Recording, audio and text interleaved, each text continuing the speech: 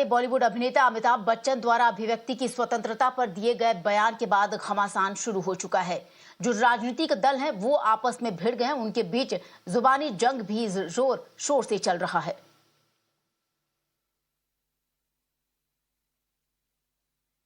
और सीधे हमारे साथ इस वक्त जुड़ रहे हैं बीजेपी के नेता हैं राम कदम। इस वक्त हमारे साथ जुड़ रहे हैं राम कदम जी। अगर अमिताभ बच्चन की बात की जाए तो क्या कुछ उन्होंने गलत कहा और इस पर राजनीतिक बयानबाजी जो शुरू हो गई है, आपकी पार्टी ने भी शुरू की है और तमाम जो पार्टियां उनकी तरफ से शुरू किया गया, आप लोगों ने साफ तौर पर कहा कि कैसे ममता बनर्जी का वो मंच था, उनकी तरफ से अमिताभ बच्चन ने ये बयान प्रेजेंट किया है, अमिताभ बच्चन का बयान उनकी तरफ से था। देखिए, अमिताभ बच्चन जी कह रहे कि अभिव्यक्ति स्वतंत्रता की आजादी, भारत पर उस पे अभी भी सवाल उठाए जाते हैं, इस प्रकार का उनका बयान है।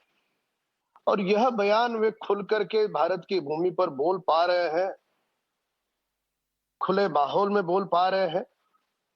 क्या यह आजादी नहीं है? इस प्रकार का बयान कोई तालिबान देश में कोई बोल सकता है? भारत के भूमि पर स्वतंत्रता की अभिव्यक्ति की पूर्णतः आजादी है। खैर, अमिताभ एक प्रतिभावान बड़े कलाकार है, उनका सारा देश सम्मान करता है।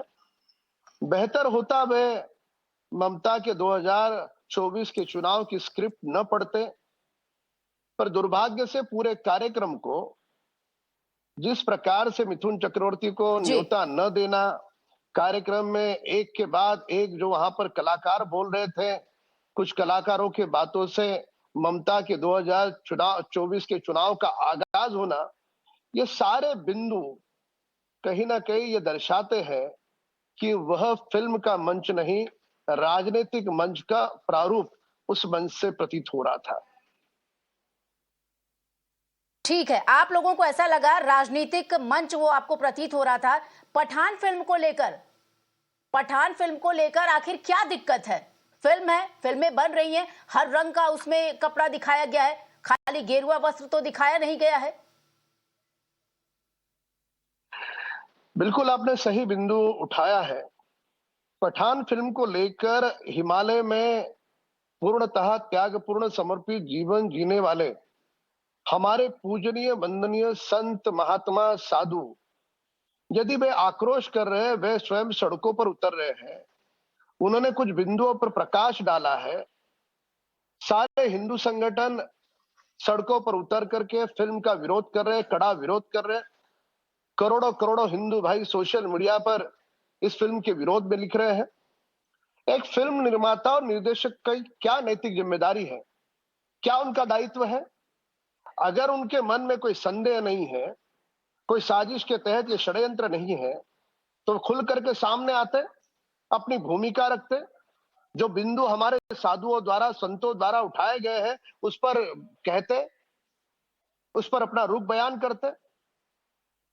फिल्म निर्माता, निर्देशक और लेखक, इनकी चुप्पी खामोशी क्या दर्शाती है? कि ये जो पूरी तरह से कंट्रोवर्सी है, इससे जो ओछी पब्लिसिटी मिल रही है, वह पब्लिसिटी क्या बटोरना, यही उनका मकसद है। और इसलिए हमने स्पष्ट रूप से कहा कि साधु संत महात्माओं का राजनीति से कोई लेना देना नहीं। संसार त्याग करके हिमालय में वो साधना कर रहे हैं। अगर उनको यदि किसी चीज से अरे तो फिल्मों का भी राजनीति से क्या ही लेना देना है राम कदम जी? फिल्में तो हर विषय पर बनती हैं, राजनीति तो राजनेता लोग शुरू कर देते हैं। फिलहाल चलिए, समय की कमी है मेरे पास, इसलिए आपसे क्षमा चाहूंगी और इस चर्चा को ही खत्म करना चाहूंगी। आपका बहुत बहुत शुक्रिया। सुनना होगा आपको जी। ना ऐसे नहीं कर सकते आप। राजनीति शब्द अर्थ बता पाएंगे? 30 सेकंड देती हूँ मैं आपको, 30 सेकंड में आप रैप कीजिए। ना ऐसे नहीं। राजनीति ये लोगों के हितों में नहीं, राम कदम जी 30 सेकंड आपको दे रही हूँ, उसमें आप अपना जवाब दीजिए।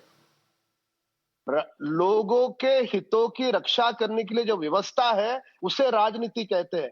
कुछ राजनेताओं ने राजनीति शब्द का बहुत जो अर्थ है नीचे गिराया है। आप समझे इस बात का। अगर हमारे साधु संत आक्रोश कर रहे हैं तो हम उस पर नहीं बोले, क्या यह आपकी अपेक्षा है? ऐसा कतई नहीं होगा। जी।